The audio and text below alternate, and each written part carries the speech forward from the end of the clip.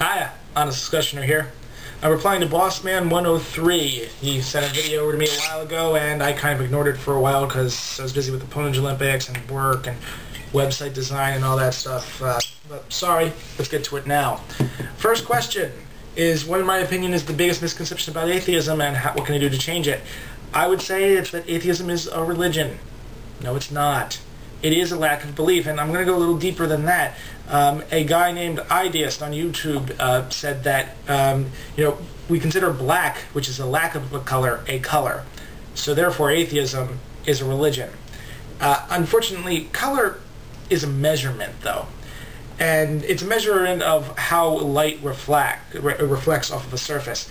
And I already put this on Ideist's channel in explanation. So technically this has a measurement of color, and that measurement is 0. This black thing right here. So we have a measurement of religion, and our measurement is 0, therefore we have no religion. So, and there's nothing you can do to really change the misconception besides explaining it over and over again.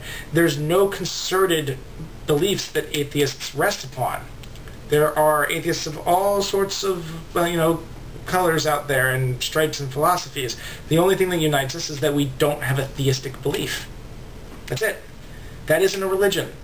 There's no sets of beliefs. Not believing in something is not a religion. Most people are atheists towards many other gods. That doesn't mean that, that is a religion. The lack of Zeus is not a religion. Now, do I think there's any extraterrestrial or extra-universal intelligence? I'm agnostic on both, really. I haven't seen any evidence. I think it's possible. I think it's more possible that I think it's more possible that there's an extraterrestrial life, because we know what causes life. We know how awesomely huge our universe is, how many billions of stars are in this galaxy, and how many billions of galaxies there are. So I think statistically it's a pretty good chance, but I haven't seen any evidence, so I'm agnostic. Extra universal intelligence? I think it is possible. I haven't seen any.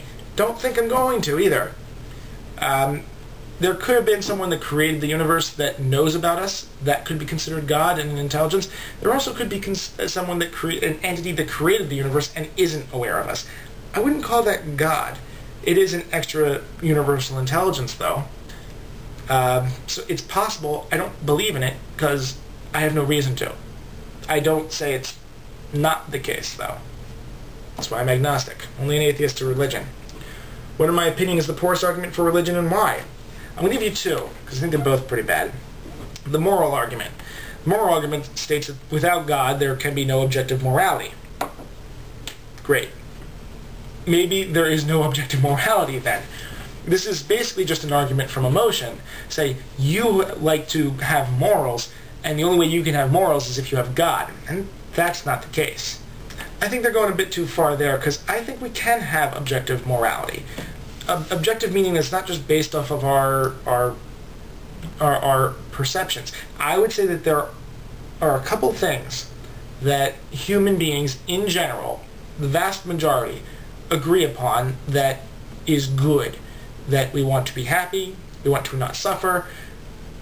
Dying is not necessarily a positive thing for the most part. And obviously procreation of the species, because, evolution and all that stuff. Basically, we can understand through scientific, unbiased, double-blind studies what promotes those things, such as happiness, not dying, and therefore we can understand what is and is not moral. When we think of morality, when someone says it's not moral to do it, are they saying that is against the guy up in the sky's pet peeves? No. Morality is more than a pet peeve. It is what is good for the species, the individual, and the group as a whole. So I think we can, through scientific study, understand what is good for the species and therefore understand morality from an objective standpoint. The second one is the what created the universe argument, because they say the universe had to have a creator, and then when we ask, well, what created God? Well, God's eternal. So is the universe. Law of conservation of matter and energy, the universe is eternal. Time isn't. Time had a creation, and that was caused by the rapid expansion of The Big Bang, basically. What caused the expansion, we don't know, but just because we don't know that doesn't mean it is impossible. We don't need to have an explanation for that, and it might be something that's unknowable. From our point of view, that doesn't mean it's wrong. And it certainly doesn't mean that you're right. The next question is, what would I consider to be the perfect society, secular and non-religious? Now, I'll say this, and this is going to get quote mined at some point. I do want to abolish religion. I don't want to do it through laws and forcing people to abandon it, but I do want to do what I'm doing here, making reasoned, logical arguments why what theists believe is completely wrong in almost every way. I want to convince them so that they can give it up on their own. I don't want to enact any legislation or anything like that or try to force people. So that being said, I do think a non-religious society would be ideal. At the very least, a secular one. I mean, I don't mind deists or pantheists. They seem, they seem pretty nice. They don't bother me or society in any way. So that getting rid of them isn't really ideal, or convincing them that they're wrong isn't really ideal for me. It's kind of just more of a non-religious, or at the very least secular, where we can all go about our business as we please.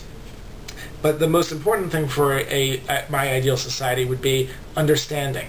We have to base our judgments more from an understanding perspective and not our own personal biases. I think that if you take history back far enough, every single bit of human suffering that was intended for someone else was the result of a misunderstanding, a misconception, misinformation being given out.